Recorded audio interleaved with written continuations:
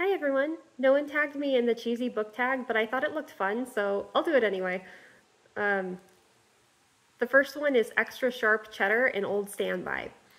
For me, that would be anything about Abigail and John Adams. I just find them fascinating and I keep going back to books about them and have since I was about 13 years old.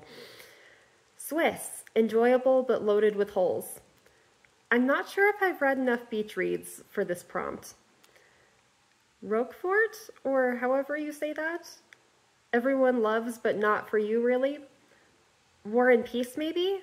I read it when I was 17 or 18 with very little context, and it was fine, but I didn't love it. Maybe I would have with a good teacher.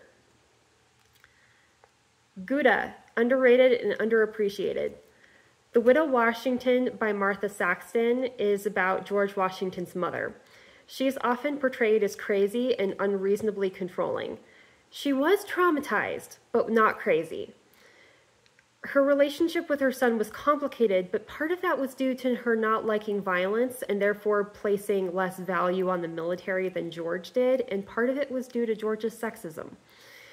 Cotswold, You Wish Everyone Knew About. Dancing in the Streets, A History of Collective Joy by Barbara Ehrenreich is a history of the conflict between elites and commoners over festivals, sporting events, and other spectacles. American, enjoyable but junk. The Deadly Mystery of the Missing Diamonds by T.E. Kinsley was a fun book to read on an airplane. It was set in 1920s England, which I guess makes it English, not American, but whatever, it was fun junk. Mozzarella, complex but holds together. Floating Coast by Bathsheba DeMuth is an excellent combination of indigenous, Russian, British, and American whaling history. It's kind of touching, even though it's an academic history. Parmesan gets better with age. Well, I have reread very few books.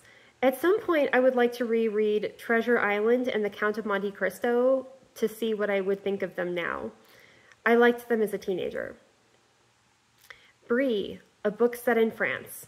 Queen of Fashion by Carolyn Weber is a fashion biography of Marie Antoinette. I read it years ago and enjoyed it. Wenslydale, British book or author you like.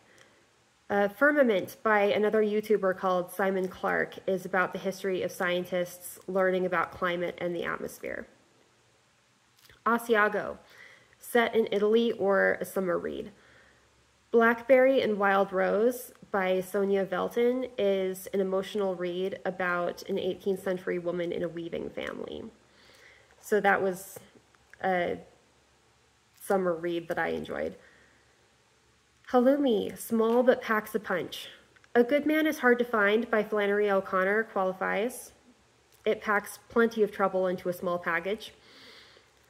Colby, Everyone Loves but You're Indifferent. I don't read a lot of popular booktube books. If I feel indifferent about the idea of a book, I don't tend to read it in the first place, even if it's popular. Pepperjack, book with a spicy kick. Red Notice by Bill Browder is a tale of dangerous financial crimes in Russia. Vegan Cheese, Better Off Without.